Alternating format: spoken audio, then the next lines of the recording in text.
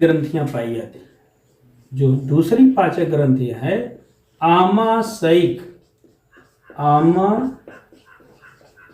आमाशयिक ग्रंथियां, या इसे जठर ग्रंथियां भी कहा जाता है। दूसरी प्रकार की ग्रंथ है जठर ग्रंथियां भी इसे कहा जाता है, जठर ग्रंथि।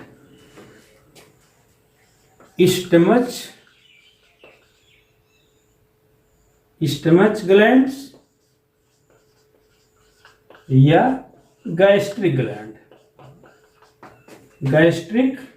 ग्लैंड्स। तो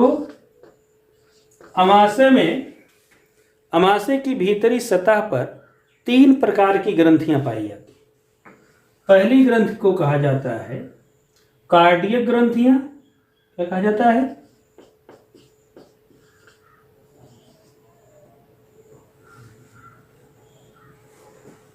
कार्डियक ग्रंथियां।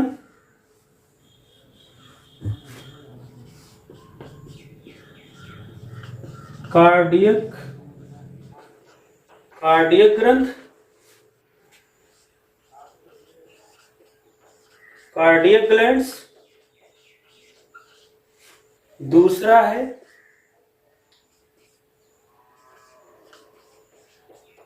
Pyloric glands, pyloric glands.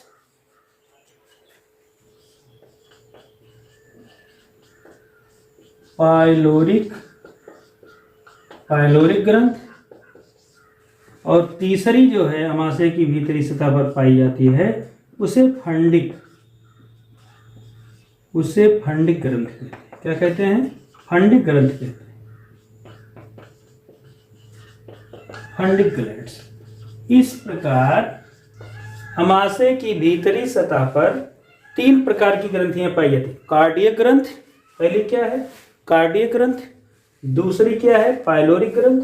और तीसरी है फंडिक ग्रंथ। अब आइए हम देखते हैं कार्डियक ग्रंथ क्या क्या है। तो कार्डियक ग्रंथ जो होती है ये अमाशय के ऊपरी सतह पर पाई जाती है।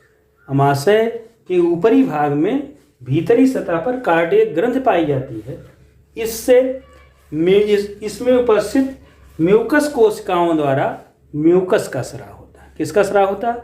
म्यूकस का स्राव होता है। और ये म्यूकस का स्राव कब होता है?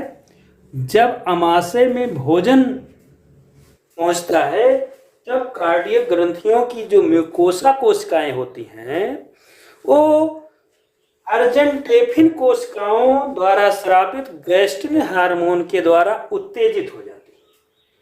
तो ये कार्डियक ग्रंथ की म्यूकोसा कोशिकाएं जब गैस्ट्रिन हार्मोन के द्वारा उत्तेजित हो जाती हैं तो ये श्लेष्म का म्यूकस या श्लेष्म का स्राव करने लगती। यह म्यूकस या श्लेष्म अमाशय की भीतरी सतह पर चारों तरफ फैल जाता है।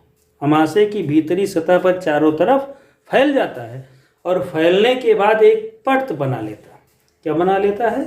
एक प्रतिरोधी परत बना लेता है जिससे अमाशय की भीतरी सतह पर पाचक रसों तथा HCl का प्रभाव नहीं पड़ पाता। इस प्रकार कार्डियक ग्रंथियों की म्यूकोसा कोशिकाओं से म्यूकस या श्लेष्म का स्राव होता है। ये अमाशय की भीतरी सतह पर फैलकर एक अवरोधी परत का कार्य करता है जिससे अमाशय की जो भीतरी कोशिकाएं होती हैं, भीतरी सतह की कोशिकाएं होती हैं, उन पर पाचक रसों तथा HCl का प्रभाव नहीं पड़ पाता। दूसरी है पाइलोरिक ग्लैंड्स। ये अमाशय के निचली सतह पर पाई जाती हैं। इनसे भी म्यूकस या श्लेष्म का स्राव होता है और ये भी क्या होती हैं? जब अमाशय में भोजन उपस्थित होता है तभी श्लेष्म का स्राव करने वाली कोशिकाएं उत्तेजित होती हैं और उनसे श्लेष्म का स्राव होता है। यह श्लेष्म भी अमाशय की भीतरी सतह पर फैलकर पाचक रसों और HCl के प्रभाव को भीतरी सतह को सुरक्षा प्रदान करने का कार्य करता है। तीसरी है फंडिक ग्रंथियां। तीसरी क्या है? फंडिक ग्रंथियां होती हैं। तो फंडिक जो ग्रंथियां होती हैं ये सबसे महत्वपूर्ण आमाशयिक ग्रंथियां होती हैं, जठर ग्रंथियां होती हैं, जो 4 प्रकार की कोशिकाओं से बनी होती है। जो कई प्रकार की कोशिकाओं से मिलकर बनी होती हैं? 4 प्रकार की कोशिकाओं से मिलकर बनी। आइए हम फंडिक ग्रंथियों के बारे में विस्तृत आपको बता दें। क्या है फंडिक ग्रंथियां? तो तीसरी है फंडिक ग्रंथियां। क्या है? Fundic glands. ये अमाशय की तीसरी महत्वपूर्ण ग्रंथ है, फंडिक ग्लैंड्स। ये 4 प्रकार, 4 type of cells, 4 types of cells, 4 प्रकार की कोशिकाओं से मिलकर बनी होती हैं। इनकी पहली प्रकार की कोशिका को कहा जाता है मुख कोशिका या जाइमोजेनिक कोशिका। मुख कोशिकाएं, पहली कोशिका को क्या कहा जाता है? मुख्य कोशिकाएं,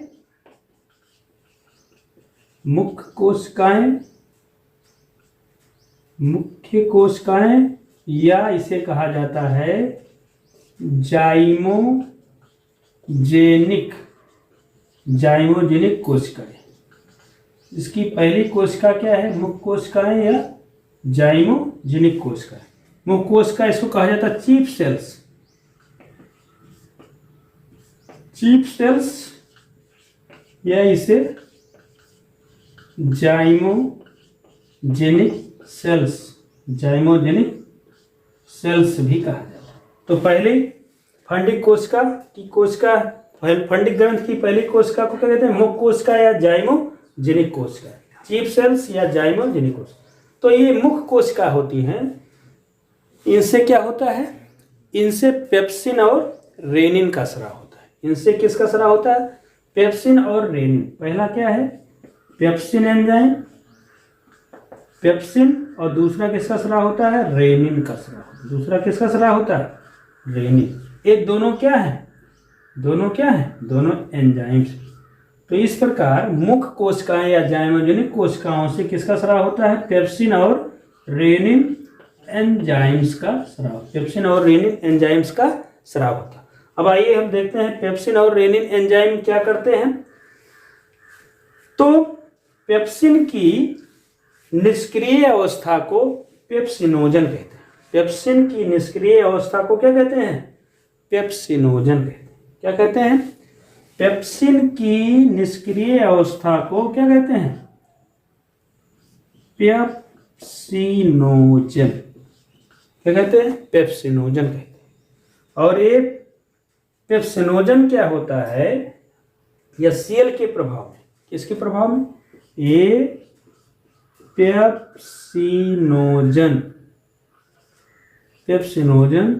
किसके प्रभाव में? ये सीएल के प्रभाव में किसमें कन्वर्ट हो जाता है? पेप्सिन। किसमें कन्वर्ट हो जाता है? ये क्या है? निष्क्रिय है। ये क्या है? ये निष्क्रिय है। और ये क्या है? सक्रिय है। ये क्या है? सक्रिय। तो पेप्सिन की निष्क्रिय अवस्था को पेप्सिनोजन कहते हैं। और ये एचसीएल के प्रभाव में सक्रिय पेप्सिन में बदल जाता है। किस में बदल जाता है? सक्रिय पेप्सिन में बदल जाता है। अब ये सक्रिय पेप्सिन क्या करता है? भोजन की प्रोटीन को पेप्टोन्स और पॉलीपेप्टाइड में तोड़ देता है। जो भोजन की जटिल प्रोटीन होती है उसको सरल घुलनशील पेप्टोन्स और पॉलीपेप्टाइड में तोड़ देता है। कौन? Pepsin enzyme. तो आइए क्या करता है?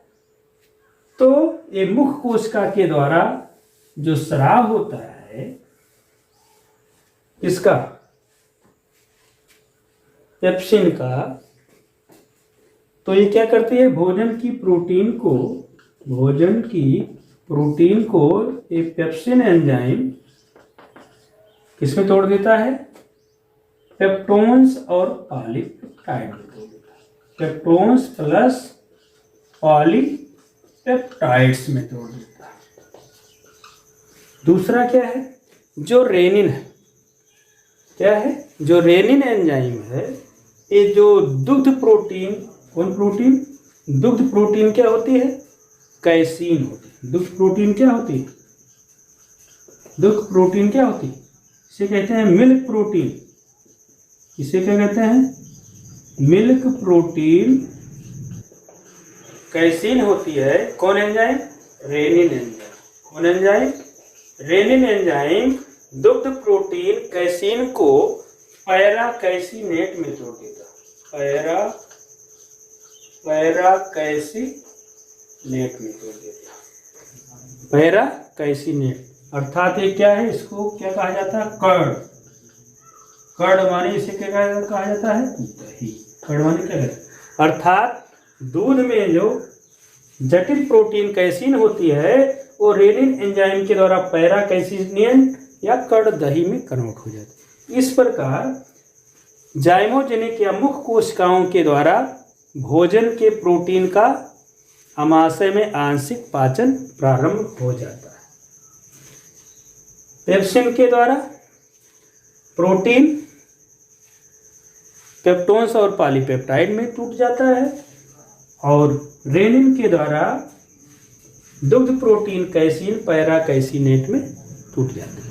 अब आइए दूसरे प्रकार की जो फंडिक कोशिकाएं होती हैं उसको कहा जाता है पेराइटल या आक्सेंटिक कोशिकाएं। पेराइटल या आक्सेंटिक कोशिकाएं। पेराइटल या आक्सेंटिक कोशिकाएं। आइए हम दूसरी कोशिका के बारे में जानें। क्या है दूसरे प्रकार की जो फंडिक ग्रंथियों की कोशिकाएं होती हैं उन्हें कहा जाता है पेराइटल या आक्सेंटिक कोशिकाएं। पेराइटल या आक्सेंटिक कोशिकाएं। पेराइटल या आक्सेंटिक कोशिकाएं। पेराइटल और ऑक्सिंटिक। पेराइटल या ऑक्सिंटिक सेल्स। ऑक्सिंटिक कोशिकाएं। जो दूसरे प्रकार की फंडिक कोशिकाएं होती हैं उन्हें पेराइटल या ऑक्सिंटिक कोशिकाएं कहते हैं और इन पेराइटल या ऑक्सिंटिक कोशिकाओं से किसका स्राव होता है? HCl का स्राव होता है। हाइड्रोक्लोरिक अम्ल का स्राव होता है। किसका स्राव होता है? हाइड्रोक्लोरिक अम्ल का स्राव होता है। ये करता क्या है? अब हाइड्रोक्लोरिक अम्ल का कार्य क्या है? पहला कार्य है हाइड्रोक्लोरिक अम्ल का कार्य कि जो भोजन मुखगुहा से आता है वह भोजन क्षारीय माध्यम में होता है। किस माध्यम में होता है? क्षारीय माध्यम में होता है। तो उस भोजन को पेराइटल या ऑक्सिंटिक कोशिकाओं के द्वारा स्रावित HCl उसे अम्लीय माध्यम में कन्वर्ट कर देता है। तो पहला HCl का कार्य क्या हुआ कि भोजन को क्षारीय से अम्लीय माध्यम में कन्वर्ट करना। दूसरा HCl का कार्य क्या हुआ? अमाशयी पाचक विकरों को सक्रिय बनाना। अमाशयी पाचक विकरों को सक्रिय बनाना। दूसरा कार्य क्या हुआ HCl का? हाइड्रोक्लोरिक अम्ल का अमाशयी पाचक विकरों को सक्रिय बनाना। तीसरा क्या कार्य हुआ? अमाशय में उपस्थित जो भोजन होता है उस भोजन में उपस्थित सूक्ष्म जीवाणुओं को नष्ट करने या मारने का कार्य कौन करता है? HCl करता है। हाइड्रोक्लोरिक अम्ल करता है। और चौथा कार्य है HCl का कि भोजन को सड़ने से बचाना। इस प्रकार HCl के अमाशय में 4 महत्वपूर्ण कार्य। पहला कार्य भोजन को क्षारीय से अम्लीय माध्यम में कन्वर्ट करना। दूसरा है भोजन में अमाशयी पाचक विकरों को सक्रिय बनाना। तीसरा कार्य है भोजन में उपस्थित सूक्ष्म जीवाणुओं को नष्ट करना। और चौथा कार्य है भोजन को सड़ने से बचाना। इस प्रकार पेराइटल कोशिकाओं या ऑक्सिंटिक कोशिकाओं द्वारा स्रावित HCl का कार्य हो गया। अब आइए तीसरी फंडिक कोशिकाओं को कहा जाता है गॉबलेट कोशिकाएं। कौन कोशिकाएं? तीसरी फंडिक कोशिकाएं हैं गॉबलेट सेल्स। गॉबलेट कोशिकाएं। अब गॉबलेट कोशिकाएं क्या होती हैं? गॉबलेट कोशिकाएं फंडिक कोशिकाओं का भाग होती हैं। ये एक कोशिकीय संरचना होती हैं। कैसे होती हैं? ये एक कोशिकीय संरचना होती हैं और इनसे म्यूकस या श्लेष्म का स्राव होता है और यह श्लेष्म भोजन में मिलकर उसे चिपचिपा और लुगदी के समान बनाता है। और क्या होती हैं गॉबलेट कोशिकाएं? गॉबलेट कोशिकाएं एक कोश के होने के साथ साथ इन कोशिकाओं में विभाजन की क्षमता नहीं होती। इन कोशिकाओं में विभाजन की क्षमता नहीं होती। और चौथी प्रकार की कोशिकाएं होती हैं अर्जेंटेफिन कोशिका, अर्जेंटेफिन सेल्स। अर्जेंटेफिन कोशिकाओं से गैस्ट्रिन हार्मोन का स्राव होता है और यह गैस्ट्रिन हार्मोन्स आमाशयी पाचक विकरों के स्राव का नियंत्रण करता है। इस प्रकार आमाशय से जो आमाशयिक रस का स्राव होता है, एक व्यक्ति में आमाशयिक रस का स्राव प्रतिदिन लगभग 2 से 3 लीटर तक होता है। क्या होता है? 2 से 3 लीटर तक होता है और ये 2 से 3 लीटर तक ये आमाशयिक रस भोजन के पाचन का कार्य करता है। और इस पाचक रस का स्राव कब होगा? जब आहार नाल में भोजन उपस्थित रहेगा तभी क्या है? पाचक रस का स्राव होगा। बस यहीं पर ये आपका वीडियो समाप्त कर रहे हैं। आपको अगले वीडियो में इसके आगे आपको जानकारी उपलब्ध कराई जाएगी। धन्यवाद।